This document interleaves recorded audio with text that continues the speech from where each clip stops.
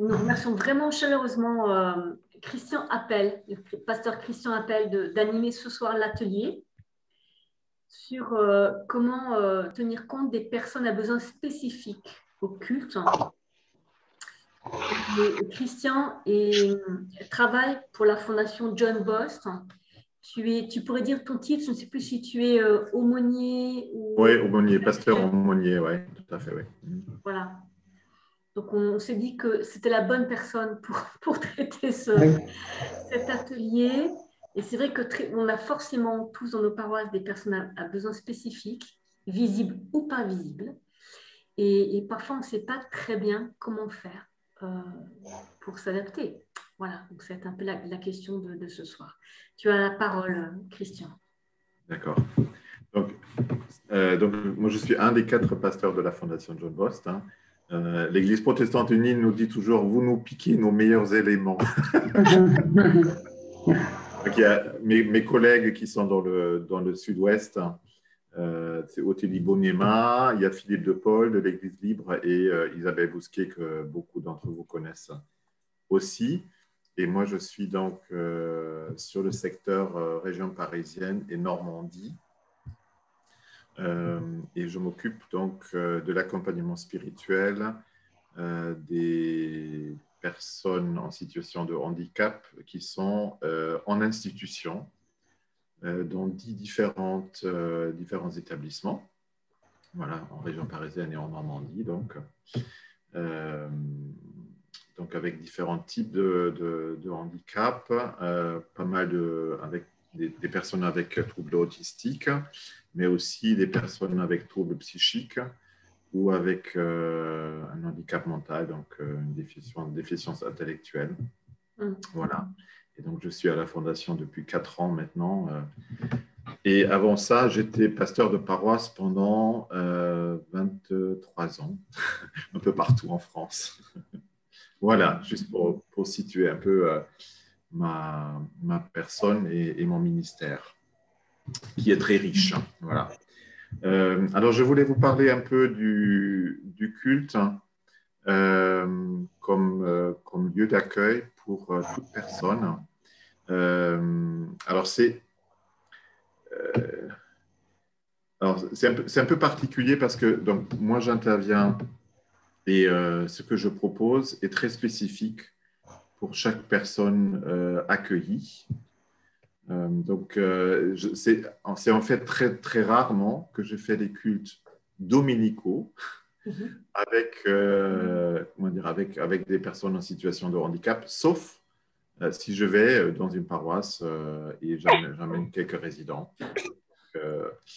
Mais j'ai essayé de réfléchir tout simplement un peu sur ce que ça pourrait être comme défi pour vous qui êtes en paroisse d'accueillir des personnes en situation de handicap. Juste, alors, Christian, une seconde. Est-ce que le son est assez bon pour vous tous, hein? D'accord, c'est bon. Je ne t'interromps plus. Oui, pas de souci. Je pense que le premier constat qu'on peut faire, c'est que… alors, je vais commencer déjà à partager mon écran avec…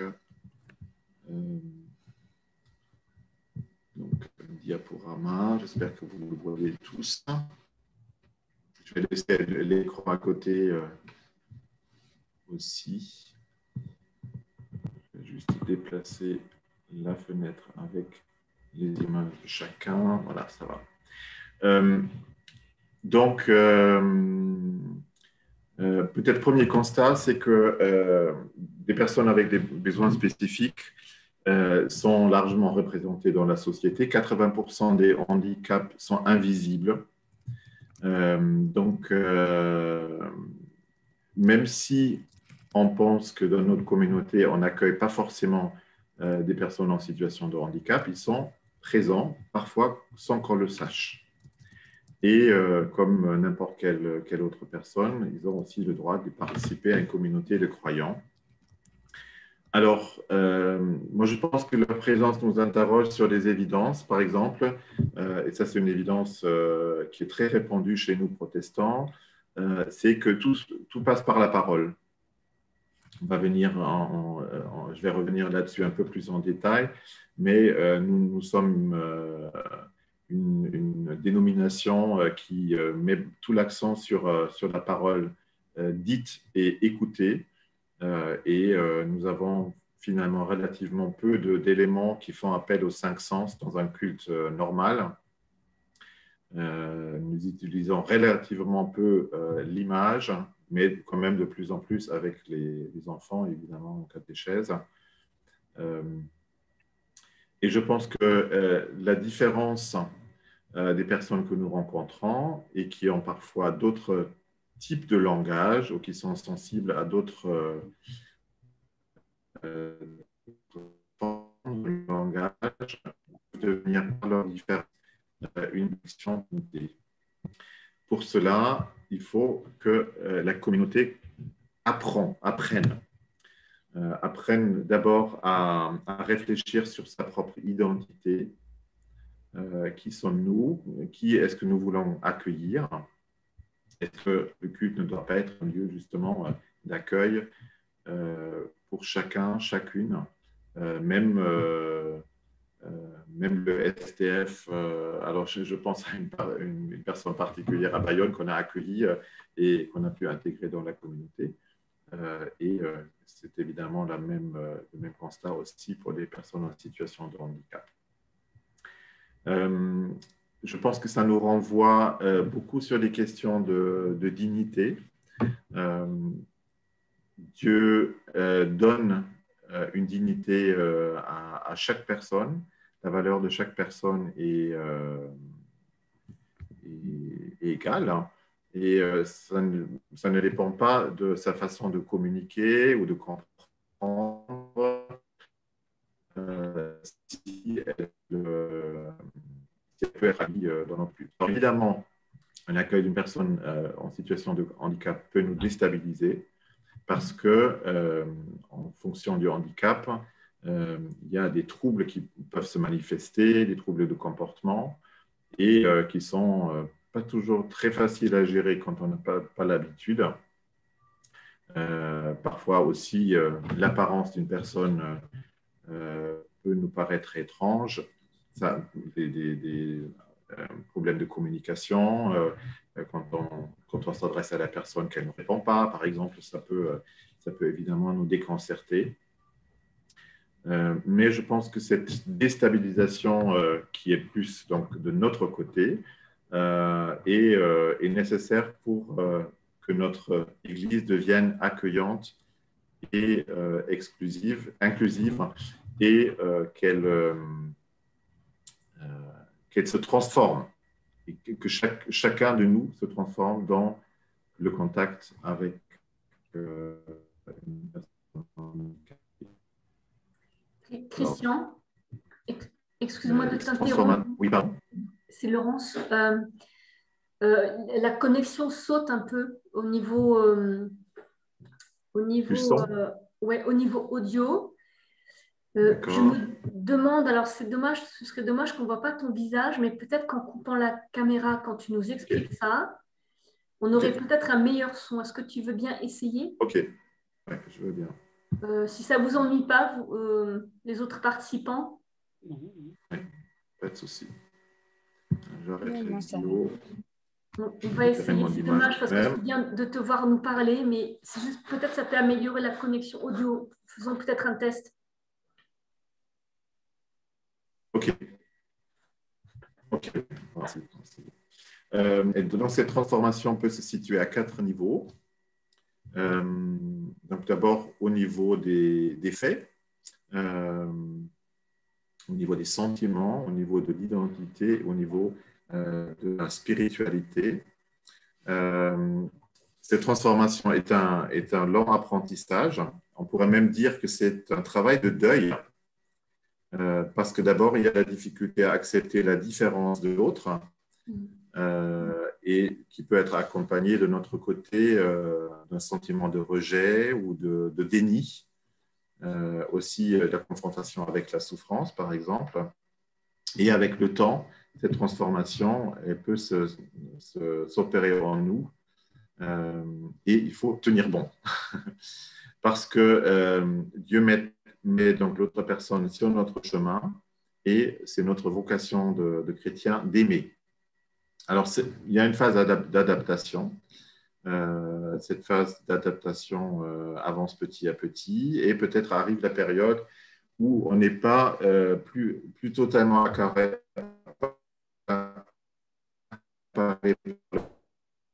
de l'autre, et où on commence à expérimenter des choses dans la relation. Christian, oui. Excuse-moi, ça saute toujours, donc peut-être remets ta caméra, c'est pas ça qui va. Et est-ce que tu peux répéter cette dernière phrase qui vient de sauter, s'il te plaît? Et après, je ne t'embête plus. Ouais, je laisse quand même la vidéo éteinte. Hein. D'accord. Je disais qu'après cette première phase d'adaptation, arrive peut-être une période où on n'est plus totalement accaparé par le handicap et les limites de l'autre, mais où on commence à expérimenter des choses dans la relation, à jouer, à regarder ce qui se passe si on fait ceci ou cela dans la communication. Et c'est vraiment un apprentissage et un décryptage de la personne qui est en face de moi. Donc, il faut aussi voir à chaque fois comment l'autre réagit. On commence donc à apprendre comment je me tiens dans la relation avec l'autre, qui devient de plus en plus un tu. Donc, de plus en plus, on commence non seulement de se sentir responsable pour l'autre, mais aussi en même temps de lâcher prise par rapport à lui. Donc, c'est aussi une transformation spirituelle, on pourrait presque dire une conversion, parce que si on peut passer de la charité pour l'autre, donc du fait qu'on a envie de prendre soin de l'autre, plutôt à une relation équilibrée et réciproque. Ça va au niveau du son, à peu près? Je vais passer sur la prochaine. Le son était bon. Oui, d'accord. Alors, beaucoup passent par le regard. Regarder l'autre, je regarde, tu regardes, il se regarde. Donc, ça peut aussi évidemment jouer dans la relation que nous, en tant que responsables, nous avons par rapport aux d'autres personnes de la communauté. Peut-être nous devons apprendre, mais tout ça, c'est très spécifique par rapport à la personne que nous accueillons. Il y a beaucoup de différents handicaps, mais moi, j'ai fait l'expérience que le fait de parler lentement, de parfois répéter ou faire répéter des mots, peut aider à la communication. Et que la parole soit aussi accompagnée par des gestes. Alors, nous sommes relativement pauvres en gestes, mais si je pense par exemple à notre père gestué, ça peut être aussi une manière de communiquer non-verbale, une manière non-verbale de communiquer. Nous devons apprendre à être patients et nous mettre au rythme de l'autre. Et ce qui compte finalement, c'est beaucoup plus la qualité de notre présence que le fait de dire des choses très intelligentes ou très riches. Voilà. Tout ça, c'est évidemment à développer. Alors, si je résume un peu au culte, nous rencontrons Dieu, nous rencontrons d'autres personnes avec leurs différences. Et là, on peut penser à toutes sortes de personnes. On peut penser aux enfants aussi, évidemment, aux adolescents. Chacun a sa propre manière de fonctionner, de comprendre, de vivre les choses. Et nous allons surtout, dans la rencontre avec une personne en situation de handicap, nous allons à la rencontre de nous-mêmes, de notre vécu, de nos limites, de notre langage, notre propre langage, nos émotions, notre histoire, et nos possibilités et nos rêves. Donc, tout cela joue dans la rencontre avec l'autre. L'expérience que j'ai faite dans les moments cultuels avec les résidents que j'accompagne, c'est l'importance du rite. Et on peut effectivement définir le culte aussi comme un rite. Il y a des choses qui se répètent, une structure donnée. Et ce rite a quelque chose de rassurant. On retrouve une certaine structure, on retrouve des éléments qu'on connaît, on retrouve des gestes qu'on connaît. Et cette structure qui est du côté du rituel peut procurer un bien-être ou un apaisement. Le fait de reconnaître des structures, des paroles, permet aussi de se sentir à la maison. Je crois que c'est un réflexe que nous avons tous, mais il est plus ou moins important selon notre manière de fonctionner. Nous avons, je vais juste donner un exemple que à la fin, je vais illustrer par une image. C'est le fait de représenter, par exemple, le déroulement du culte par des pictogrammes qui sont donc rangés dans l'ordre et qui permettent aux personnes de se retrouver, de savoir où on est dans le temps par rapport à ce qu'on est en train de vivre. Est-ce qu'on est au début? Est-ce qu'on est au milieu? Est-ce qu'on est à la fin? Et ce qui permet donc de gérer des angoisses qui sont liées au temps. Nous n'avons peut-être pas ces angoisses-là, mais parfois des personnes que nous accueillons, ils ont ces angoisses-là et ça peut aider à gérer ces angoisses. Alors, je pense que la meilleure façon d'animer le culte en tenant compte des besoins spécifiques des personnes, c'est tout simplement de regarder comment fait Jésus. Dans la Bible, souvent, Jésus lie la parole à un geste, un visuel, il raconte une histoire, une parabole, et c'est notre imaginaire qui commence à fonctionner aussi. Donc, derrière la parole, il y a autre chose qui se passe.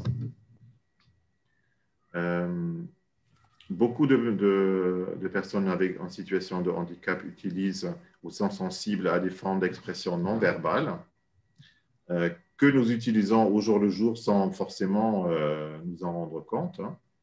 C'est pour cela que je travaille beaucoup avec un appel aux 5 sens. Alors, je vais peut-être le dire après un peu plus en détail parce que certaines choses sont assez spécifiques. Mais je pense que c'est aussi quelque chose à laquelle nous sommes sensibles en catéchèse. Et pendant les dernières formations que vous avez pu suivre, il était question de cela déjà.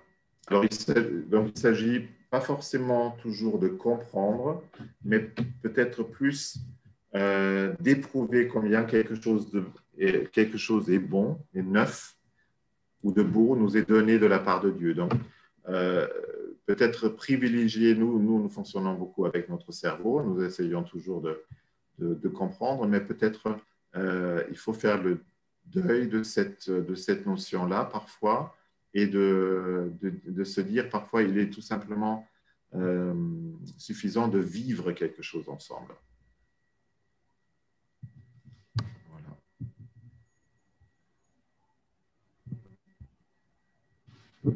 Alors, vivre et ou comprendre. Voilà. Je vais passer... Ouais, il y a pas mal de choses dans la préparation aussi. Mais je vais y venir parce que sinon, ça risque d'être un peu long. Un peu après. Donc, je vais parler un peu de la communication totale. Alors, la communication totale, le terme de la communication totale a été trouvé par l'Américain Roy K. Holcomb en 1969. Il était sourd de naissance Et il s'est battu pour rompre le monopole de la communication orale. La communication totale, donc le langage du corps, l'utilisation d'objets, de photos, de pictos, de gestes, de l'écriture, et un droit pour une personne sourde, par exemple, mais aussi pour d'autres personnes, évidemment, et le droit de pratiquer tous les modes de communication et de choisir celui le mieux adapté à la situation. Donc, la communication est beaucoup plus que juste le langage parlé et écrit. Il faut savoir que de toutes les expressions verbales, seulement 5 à 7% sont retenues et que la partie non verbale de la communication est captée beaucoup plus facilement par les personnes. Il y a des personnes qui ne parlent pas beaucoup ou qui n'ont pas beaucoup de mots, donc un petit vocabulaire actif. Ça ne veut pas toujours dire qu'ils ne comprennent pas ce qu'on leur dit, parce que le vocabulaire passif peut être grand et développé. Si on pense par exemple au fonctionnement de notre cerveau, nous avons donc la partie gauche du cerveau qui est logique et analytique, la partie droite qui est la partie de l'émotion. Et la partie de l'émotion des personnes avec un handicap mental est souvent dominante.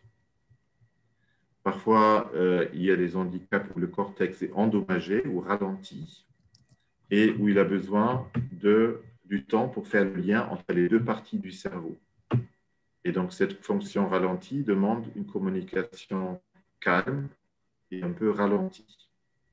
D'où l'importance d'utiliser pas seulement des mots en communiquant, mais aussi sa voix et tout son corps.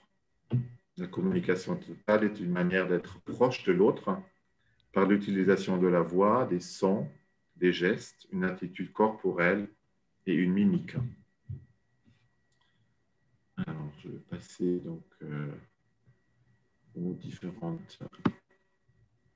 niveaux de langage. Donc, par exemple, si nous avons une bougie dans le langage verbal ou le langage symbolique, la bougie peut symboliser la lumière de Dieu.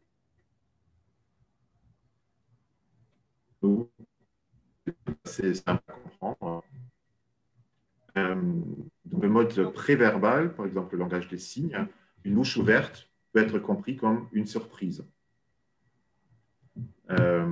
Si on passe dans le niveau du non-verbal, rapprocher la bougie et faire sentir la chaleur peut être une autre manière de comprendre l'importance de la bougie, par exemple. Et si on lit les différents types de langage l'un avec l'autre, ça sera d'autant plus riche. Alors, je voulais vous donner quelques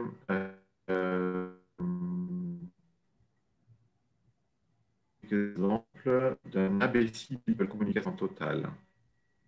Alors, à partir de quelques mots, donc par exemple le mot consolation. Alors, qu'est-ce qui se passe en nous si nous entendons le mot consolation? Nous vient peut-être en mémoire, par exemple, les bras qui relèvent. Nous vient en mémoire aussi le contact de peau à peau, peut-être de notre enfance. Une voix douce qui dit des mots qui font du bien, ou un baiser sur le front. Tout cela est encore préverbal, on ne comprend pas les mots, mais on entend le ton. Si on part du mot grâce, ça peut évoquer en nous un moment de joie intense. Par exemple, être sur les genoux de son père un dimanche après-midi, écouter de la belle musique, une main caressante ou un sourire. Si on prend le mot joie, ça peut évoquer pour nous un moment de fête, un éclat de rire, d'être jeté dans l'air et être rattrapé, un grand câlin, des doigts qui chatouillent, une voix qui pousse des cris de joie. Le mot saint. Saint, par exemple, ça peut être un moment spécial de la journée où on chante une chanson qui touche, où on fait une prière, où on allume une bougie, où on raconte une histoire, ou un moment où chaque chose trouve sa place. Donc, il y a parfois des thèmes religieux qui se situent dans une tension. Par exemple, heureux peut mieux se faire comprendre si on évoque fâché, heureux, fâché. Donc, par des tensions, on peut aussi... Tu peux répéter, ça a un peu sauté. D'accord. S'il te plaît. Ouais. Non, je dirais que les thèmes religieux se situent souvent dans une tension. Et si on prend par exemple les mots heureux, pour expliquer ou faire comprendre le mot heureux, on peut tout simplement partir du contraire qui pourrait être fâché ou triste, joyeux. On peut évidemment symboliser ça et je vais vous montrer un outil tout à l'heure qu'on utilise à la Fondation qui peut symboliser ça et même inviter à l'interaction par rapport à ces tensions qu'on peut vivre à l'intérieur d'une histoire.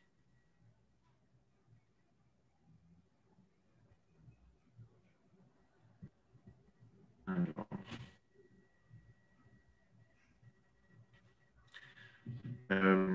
On pense à la prédication. Je dirais 6 éléments essentiels. Il y a le prédicateur, sa propre spiritualité qui résonne dans sa parole, donc l'importance de la parole et de la voix. Aussi la cohérence entre l'extérieur et l'intérieur, établir le contact avec les personnes et le garder. Bon, évidemment, ça joue particulièrement pour nous quand on est dans un cercle avec des personnes en situation de handicap, mais ça peut aussi jouer pour le contact entre le pasteur ou le prédicateur et la communauté. Donc, le rayonnement et la proximité sont importants. Quand on lit des lectures, des textes bibliques, souvent il suffit de prendre une lecture. Quand on a plusieurs lectures, ça peut être très, très difficile à suivre pour une personne en situation de handicap. Concernant les auditeurs, il est important d'utiliser un langage concret et simple. Pour beaucoup d'auditeurs, l'accès au symbolique est limité. Distinguer entre communication totale et communication infantilisante me semble importante. Il faut traiter toute personne comme une personne adulte. Mais on peut parler de façon adulte, mais de façon simple. La structure de la prédication, c'est mieux d'apprendre par cœur, au moins la structure, pour favoriser notamment le contact entre le prédicateur et les auditeurs. On peut aussi, par exemple, quand on a un texte un peu long, répartir l'histoire ou le discours comme dans les scènes d'un film. On peut penser là, par exemple, à notre utilisation du Kamijibai que vous utilisez beaucoup en catéchèse, où on a déjà une répartition en différents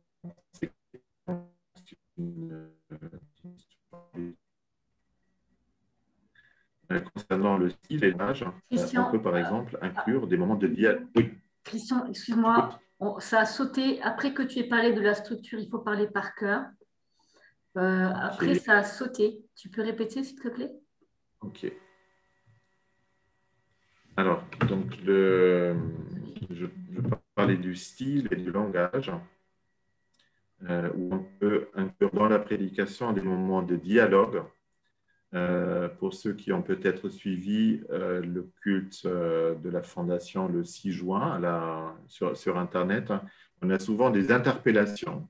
Bon, évidemment, pour nous, c'est complètement difficile à imaginer qu'un paroissien lambda nous interrompt pendant la prédication, mais c'est quelque chose qui nous arrive très régulièrement dans le monde ponctuels, aussi à la Fondation Force, mais aussi dans les moments ponctuels que je vis avec les résidents dans les établissements.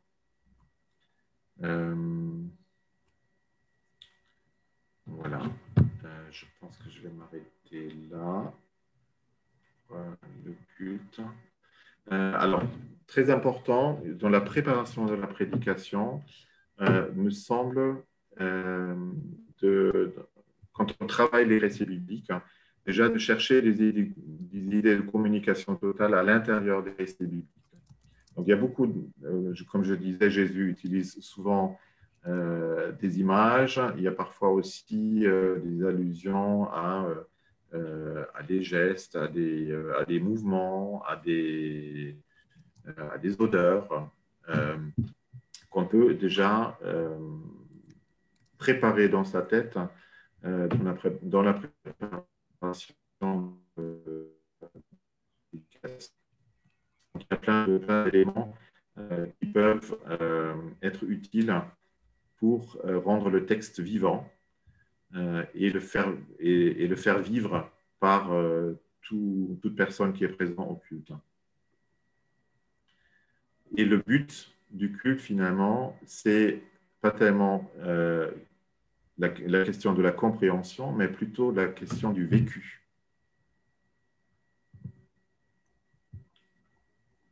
Alors, je regarde un peu la montre. Pour chaque question, réservez 5 minutes. Essayez de les prendre un par un. Donc, la première question se base sur l'expérience que vous avez peut-être fait vous-même dans l'accueil des personnes handicapées en église et au moment du culte. Et peut-être vous raconter ces expériences-là dans un premier temps.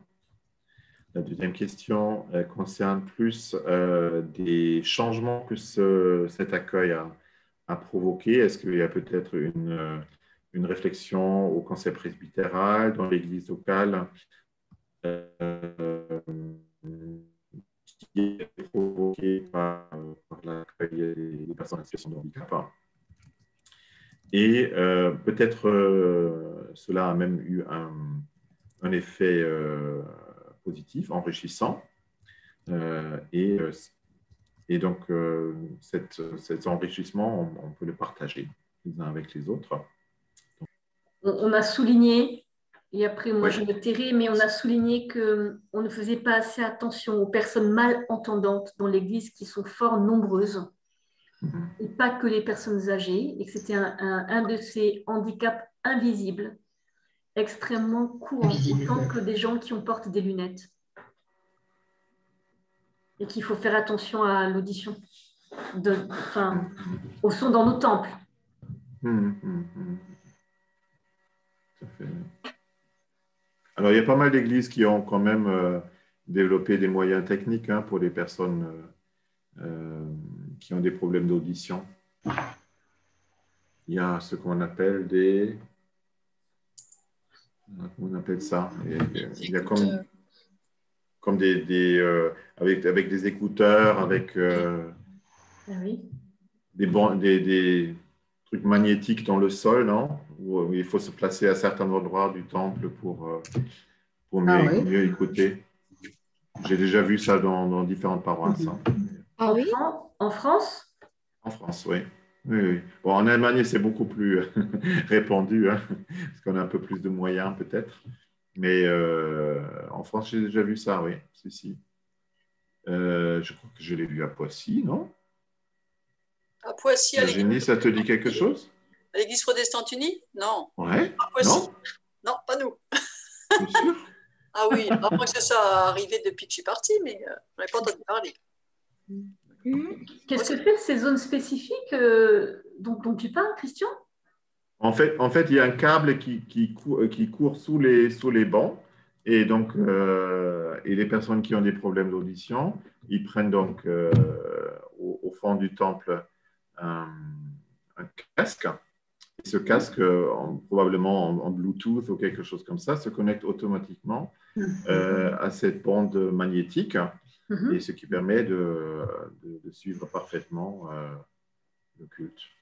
Je ne sais pas si c'est exactement ça qu'on a, mais en tout cas, on a les casques pour les personnes malentendants. Et en fait, c'est directement lié à la sono, donc ils n'ont pas de bruit autour, donc ils n'entendent pas quand quelqu'un à côté tousse. Et du coup, ils ont directement le son de la sono, ce qui permet aussi de pouvoir monter le son juste pour eux. D'accord, oui, ça c'est beaucoup modernisé aussi, hein, avec pas mal, ça les possibilités qu'on a aujourd'hui. Ouais. Oui, et avec le masque, c'est pas évident, on peut pas, ça fatigue encore plus déjà dans le quotidien de ne pas pouvoir lire sur les lèvres. Et il y avait une période où l'officiant gardait le masque. Ça, c'était horrible. Mais maintenant, les officiants quittent un peu plus le masque pour qu'on puisse bien comprendre. Et la sonorité dans une église, ça fait toujours un écho. Et c'est le système comment l'oreillette. Ça, c'est très bien. Même s'il y a l'inconvénient de ne pas pouvoir être avec les autres. On est avec les autres autrement. Mais si quelqu'un nous parle ou qui dit non, c'est pas ce couplet qu'on chante maintenant, ben, on chante tout seul le couplet. Ouais, c'est vrai. Il ne faut pas que ça soit en décalé en plus. Voilà, voilà. Et on peut mettre le casque sur des appareils auditifs, en fait. Ça ne gêne pas. Ça remplace. Il faut voir. Ça, je ne saurais pas dire. Normalement, ça ne marche pas. Ça fait du larcène. Ah oui. Il faut enlever son appareil auditif pour mettre le système. Ah oui. Je pense. Ah. Ouais, d'accord. Donc, c'est je ne suis pas sûre. Je suis pas sûre. Hein. Non, ça dépend peut-être des systèmes. Hein, c'est possible. D'accord, il faudrait voir. Alors, tout à l'heure dans le groupe, moi, je n'ai pas raconté une expérience que j'ai faite en paroisse il y a quelques années à Mantes. Il y avait une personne qui était dans un foyer, mais qui venait régulièrement au culte, qui avait apparemment une déficience mentale. Qui se mettaient toujours au même endroit et très naturellement, des paroissiens se sont assis à côté d'elle pour l'aider à se repérer dans la liturgie du culte. Et donc, les contacts avec quelques personnes, il y a quelques personnes qui étaient sensibles à ça. Et il y a oui, je dirais presque des petites amitiés qui se sont tissées. Au point que la personne donc, qui venait vraiment très régulièrement, qui était toujours amenée par quelqu'un, par un professionnel, et cherchait après, elle a pris une fois l'occasion donc, d'inviter des paroissiens dans son foyer pour un goûter d'anniversaire. Donc, ça s'est très bien passé. Malheureusement, la personne a déménagé après et malheureusement, on a appris quelques mois après qu'elle était décédée. Ce n'était pas une personne âgée, hein. Une personne d'une quarantaine d'années, à peu près 45 ans. C'était un peu triste, mais là, l'inclusion, c'est vraiment très bien, vraiment très bien fonctionné, au moins avec quelques personnes. Bon, ça n'a pas provoqué vraiment une réflexion à fond au sein du conseil presbytéral, mais en tout cas, l'accueil de la personne spécifique s'est fait plutôt de façon exemplaire, je dirais.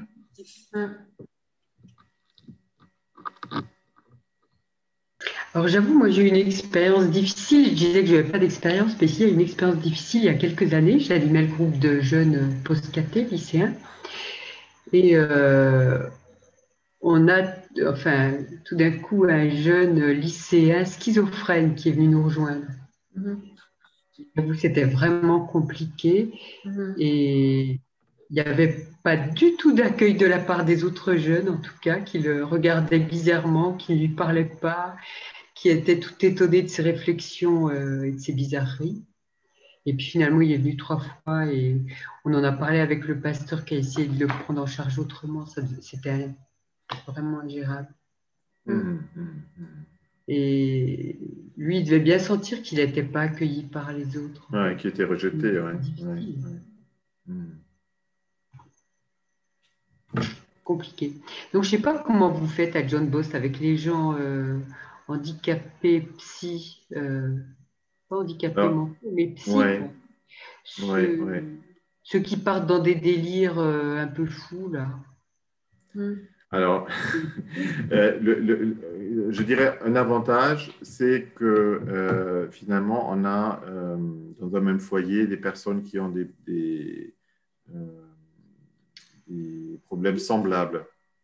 Bon, pas toujours, hein, mais on n'a pas, par exemple, on n'a pas des autistes mélangés avec des personnes avec troubles psychiques parce que ça n'a rien à voir. Oui.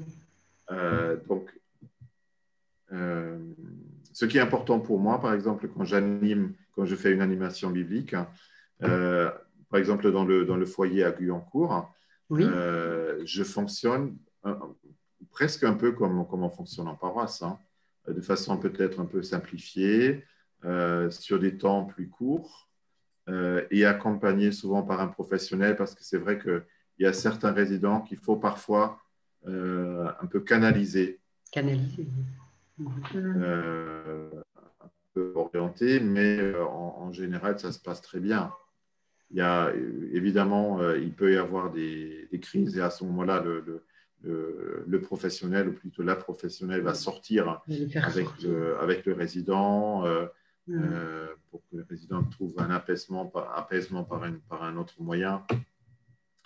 Mais en général, c'est vrai que quand on tombe dans pour une personne avec laquelle on n'a pas l'habitude de communiquer, ça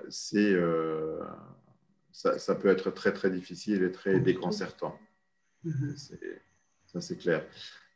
C'est vraiment un apprentissage à long terme, je dirais. Hein. Même pour moi, au début, ce n'était pas facile, hein, mais petit à petit, on arrive à décrypter, à apprendre aussi la manière de communiquer peut-être autrement.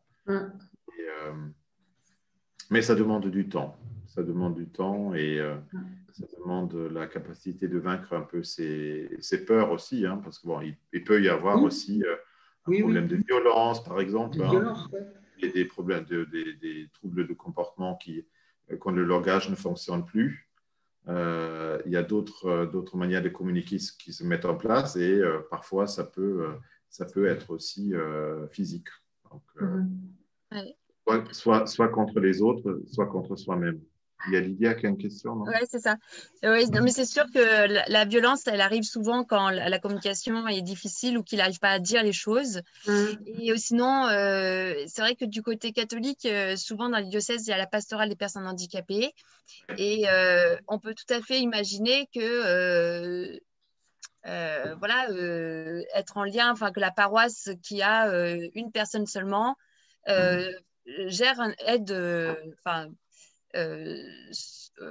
regarde avec ses parents, par exemple, ou ceux qui l'entourent, comment ils peuvent l'accompagner, parce que ça peut être quelqu'un de la paroisse réformée qui accompagne cette personne dans ce groupe, parce que souvent, c'est quand même vraiment de la pastorale adaptée de tous âges, etc. Et ça, c'est important. Aussi que les personnes ne soient pas...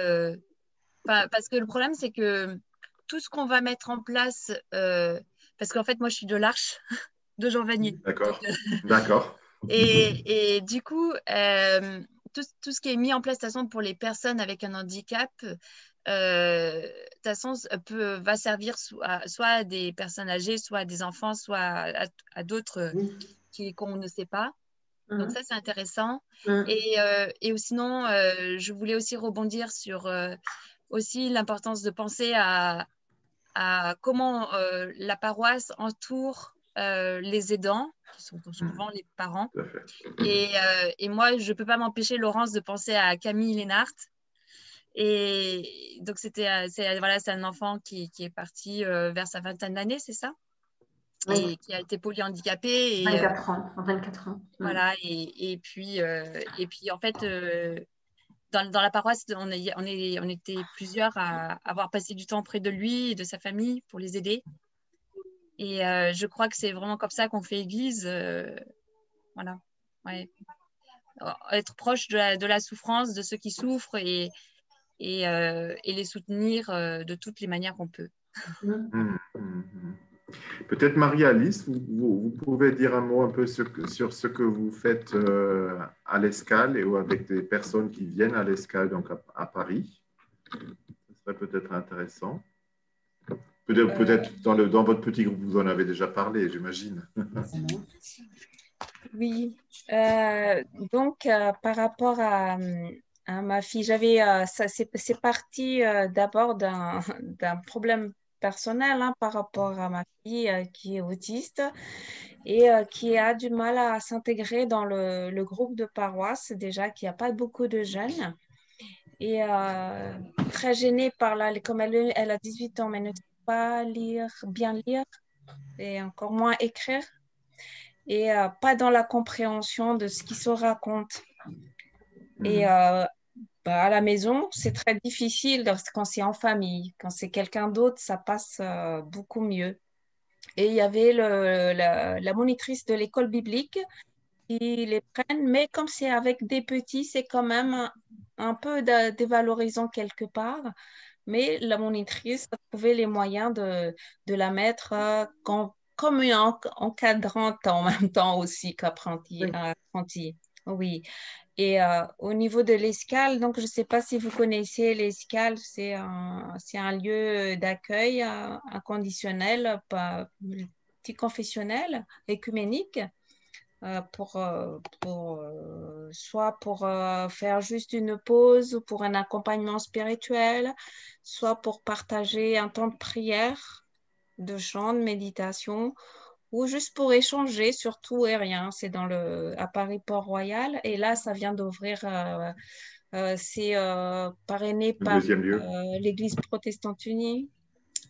Et il y a un deuxième local qui est ouvert dans Paris 11e. Et comme je suis bénévole de l'Escale, et ma fille Laetitia, elle m'accompagne souvent quand je fais la permanence. Et de là, c'est venu l'idée qu'elle participe aussi quand il y a des personnes qui passent et avec qui elle se sent à l'aise. Et on en a parlé avec le pasteur Christian Tanon, donc, qui est dans du local et de cette association. Et d'où est né depuis le mois de novembre le catéchisme adapté. Et elle s'excuse au fait, Louva Solofo tout à l'heure, elle s'est connectée, mais en même temps, elle a su au dernier moment, il y a déménagement en même temps. Elle a dit oui, il va falloir que je me déconnecte. Et avec elle est monitrice aussi, catéchète. Et comme elle connaît, elle a travaillé dans les ESAT, les centres d'aide par le travail pour les handicapés, et sensibilisée par rapport au handicap. Et avec elle, motivée dans ça, et essayer d'établir un petit programme. Et ça vient de commencer. Et comme c'est bien limité, ils sont 4, mais ils peuvent pas être au-delà avec un moniteur. Et puis dans un jeune qui je pense qu'il est Asperger, mais beaucoup de troubles comportementaux, mais tout en errant, il comprend tout. Oui. Et les autres jeunes qui sont environ 18 ans, les 3 autres jeunes filles. Et c'est dans la répétition qu'elle essaye, et puis dans les chants aussi, qu'elle aime bien chanter. Et j'avais l'occasion d'échanger avec Christian déjà, et puis on a prévu de voir comment adapter l'enseignement. Parce que là, c'est vraiment par rapport à... On a fait les deux, sciences humaines et sciences sociales, mais la théorie, c'est pas du tout l'expérience, et d'autant plus quand il s'agit... Chaque situation est différente. Ouais. Oui, voilà. Et puis, on compte... il y a une jeune fille qui était athée complètement, les parents aussi. Mais elle était venue juste pour découvrir, pour l'activité. Et puis là, les parents, maintenant, elles achètent toutes sortes de bibles à s'abonner prendre l'abonnement sur YouTube, sur les enseignements des prêtres, des jeunes, et ils nous envoient même des liens. C'est fabuleux. D'accord, super. C'est vrai que je pense que... Oui, Laurence? Oui, et tout ça se passe dans le local de l'Escale à Port-Royal? Il y a une partie de l'Escale et la plupart des jeunes habitent dans le 94 à Choisy-le-Roi, vers Choisy-le-Roi, Orly et Thiers. Et du coup, ça dépend de quand Lou va. Elle peut venir sur l'Escale, on maintient sur l'Escale, en attendant d'avoir un local un peu plus grand. Il y a aussi, comment il s'appelle, pasteur de Villeneuve-Saint-Georges, Oui, Serge. Oui, Serge, oui. Oui, il a proposé le local de Villeneuve-Saint-Georges. Ah, très bien. Et pour l'instant, les parents ont dit non, c'est mieux. Et là, c'est une pièce de notre lieu d'habitation. Souvent, quand le fait, quand ça arrange les parents pour dire oui, on a des courses après, est-ce qu'on peut s'arranger comme c'est que 4? Et il y a d'autres parents qui demandent, mais pour l'instant, on met en attente parce qu'il y a pas d'autres personnes pour que qu'il y ait un mieux de suivi et un meilleur suivi. Que ce soit à rester en groupe de 4 et puis essayer de voir aussi s'il y a possibilité de former la monitrice de l'école biblique. Elle avait demandé, elle a dit oui, moi j'aimerais bien investir dans ça, même dans d'autres paroisses et de mutualiser, mais c'est vrai, il y aura besoin de formation. Je sais pas, la Fondation John Post, s'ils organisent. Hein. C'est très intéressant, hein. Merci beaucoup. Ouais. Alors, je voulais juste raconter un petit exemple aussi d'une paroisse qui a essayé de...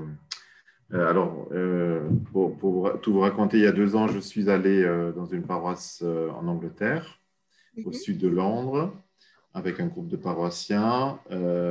Et pendant le confinement, je me suis connecté sur leur site et j'ai suivi un peu leur culte. Donc, ils ont régulièrement, il y a une personne qui s'est formée dans l'utilisation de la langue des signes et qui a, à chaque culte, présenté un nouveau chant qu'elle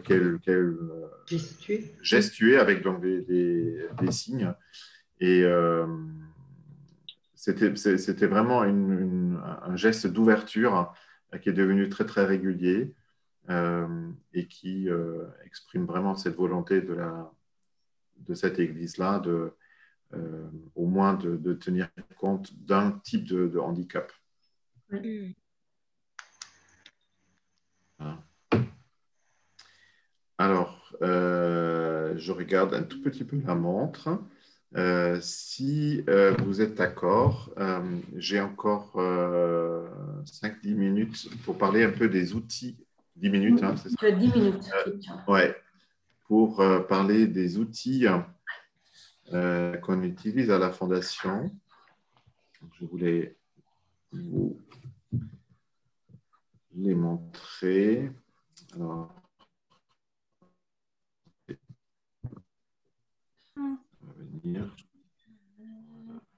alors, vous avez peut-être déjà vu ce livre-là qui s'appelle « Comme elle est belle »,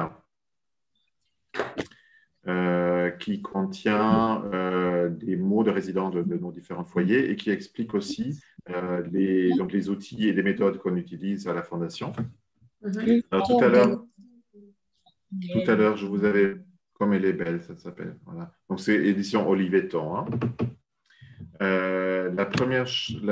à l'heure, je vous avais parlé de pictogrammes qui illustrent en fait les différentes parties du culte qui sont téléchargeables librement sur le site de la Fondation John Post et qu'on peut donc monter sur un type comment on appelle ça, un totem, oui c'est ça, un totem. Donc c'est avec des scratchs, on peut, à chaque fois qu'on a, par exemple, vécu le moment d'accueil, que vous voyez sur l'image de gauche, Oui. On peut enlever ce picto-là et signifier donc que la partie accueil est terminée et qu'on passe maintenant à la partie l'orange. Et ensuite, donc, on enlève au fur et à mesure les différents éléments des éléments liturgiques et on permet aux personnes d'abord de se repérer dans le déroulement du culte et de trouver donc un cadre sécurisant par rapport au temps qui peut être anxiogène. Déroulement du temps. Alors, dans beaucoup des foyers où je vais, dans la première partie des rencontres, on utilise les bougies pour signifier différentes choses. La grande bougie pour signifier la présence de Dieu, Dieu la lumière du monde, et les petites bougies pour signifier l'accueil de chacun et aussi le fait que les personnes qui ne sont pas présentes, ils sont présents pour nous dans nos pensées et dans nos prières. Et donc, c'est aussi bien la grande bougie que les petites bougies restent allumées pendant toute la durée de la séance. Et à la fin, c'est les résidents qui vont donc souffler les bougies pour signifier que la rencontre a pris fin. On utilise aussi un gong, alors ça peut être un peu plus grand que ça. Mon gong à moi, il est bien plus grand que celui-là, qui signifie plutôt au début l'invitation de Dieu, un peu comme les cloches d'une église, finalement. Et souvent, on fonctionne en cercle et on fait sonner le gong à côté de chacun pour dire que chacun est vraiment invité, accueilli par l'amour de Dieu. Alors, et je ne vais pas vous en parler beaucoup des Kamishibai, ça vous connaissez par cœur, je crois. Tout le monde, oui. Tout le monde le connaît, ça.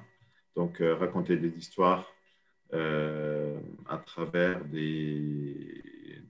avec des images et donc découpées en différentes séquences qu'on déroule au fur et à mesure qu'on fait la narration.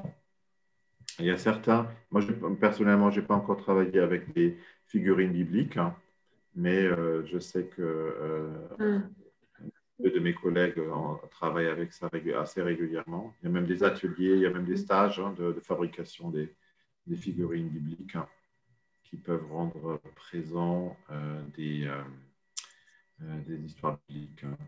Alors, ça, c'est un outil que j'ai vu fonctionner avec Joël Dahan quand il était encore à la Fondation. Maintenant, il est à Bergerac.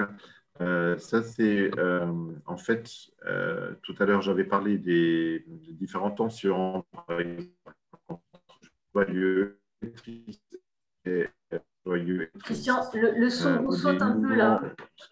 Qui peuvent... Ah, d'accord. Faudrait que tu recommences des tensions, par exemple, entre joyeux... Sur le plateau de passage, s'il te plaît. Merci. D'accord. Donc, c'est un outil que j'ai vu fonctionner chez mon collègue Joël Dahan, quand il était encore à la Fondation, et qui permet aux résidents, par exemple, à l'intérieur d'une histoire, de signifier un passage, par exemple, de la tristesse à la joie, ou de libérer des chaînes, par exemple, d'être prisonnier de quelque chose, d'être libre. Voilà. Et on met donc du côté gauche un picto qui représente une situation et le changement, et le changement qui est effectué par l'histoire biblique et qu'on peut suivre dans l'histoire biblique. Mais personnellement, je ne l'ai pas encore utilisé.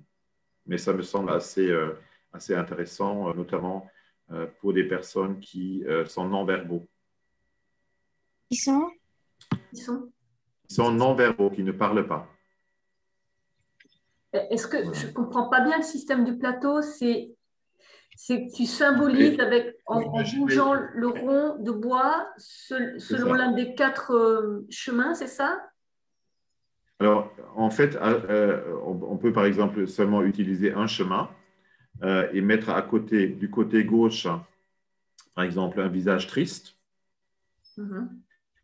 Et du côté droit, un visage joyeux. Donc, l'histoire a permis de passer d'un état à l'autre. D'accord. Ah, d'accord. Comme un curseur. On peut, oui, comme un curseur, c'est ça. Ok. Et ça, on peut le faire avec différents pictos, même à l'intérieur d'une histoire. On utilise aussi parfois comme ça un arbre soit pour résumer la séance ou pour afficher certains mots ou certains pictogrammes. Voilà. Tout simplement pour rendre visibles différents éléments d'une histoire. On utilise ce qu'on appelle les palets de prière, qui sont de différentes couleurs et qui portent donc des mots que les résidents peuvent choisir quand ils ne peuvent pas s'exprimer par le langage. Par exemple, quand au moment de l'intercession, quand ils ont envie de dire merci pour quelque chose, ils peuvent choisir ce palais de prière et ensuite le placer sur cette tige que vous voyez au milieu avec la petite boule au-dessus, mais qu'on enlève pour donc contribuer au moment de la prière par le mot. Ça peut être pardon, ça peut être merci, ça peut être par les différentes couleurs. On utilise aussi la corde de prière à la fin pour s'accrocher à cette corde-là qui crée un lien entre nous et qui nous permet de dire ensemble le Notre Père à la fin de la séance. Et qui est donc tissé de différentes de tissus de différentes couleurs, différentes origines, pour dire aussi notre diversité. On utilise parfois tout simplement des objets comme par exemple une porte ou d'autres objets pour expliquer une histoire ou un objet accompagne une histoire biblique tout au long. Voilà. Alors, je voulais vous parler rapidement d'un livre qu'on essaye d'apporter dans les paroisses, qui s'appelle Église et handicap mental. C'est un livre d'un auteur hollandais qu'on a fait traduire.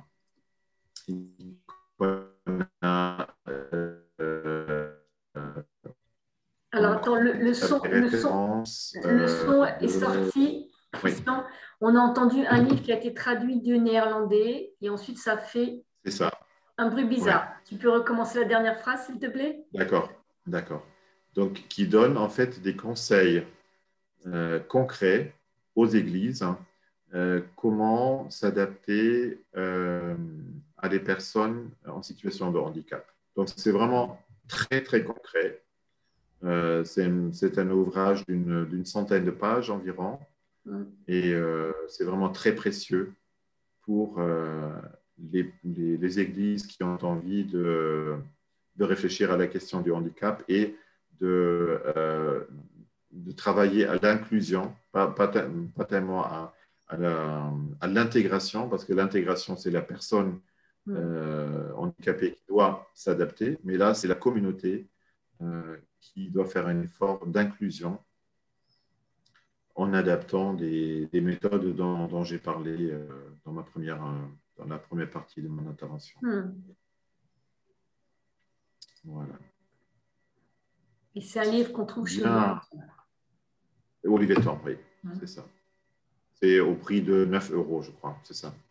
Oui, c'est pas très cher. Moi, je vais régulièrement dans les paroisses pour parler de l'aumônerie à la Fondation. Donc, je peux aussi, c'est même prévu, venir à Versailles une fois ou aller dans d'autres lieux, plutôt du côté, dans la partie nord de la France. Parce que, en Haute-Savoie, c'est très joli. Oui, j'imagine. Ouais. Mais je crois que la Haute-Savoie, c'est plutôt mes collègues du sud-ouest qui s'en occupe au besoin. Ben, Joël Dahan, il était venu. Il était venu, voilà. Très bien.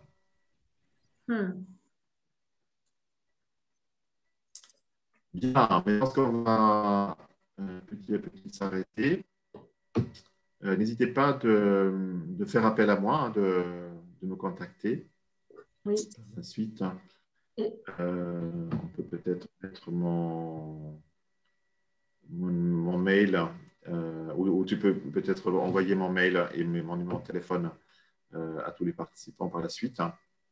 Oui, j'enverrai ça si... Oui. Je vous enverrai un petit... on va mettre tout ce qui a été dit en ligne, okay, en vidéo. Et puis, si tu veux bien, Christian, est-ce que tu serais d'accord de nous mettre à disposition ton PowerPoint avec tous tes points pour garder trace de ça Sans problème.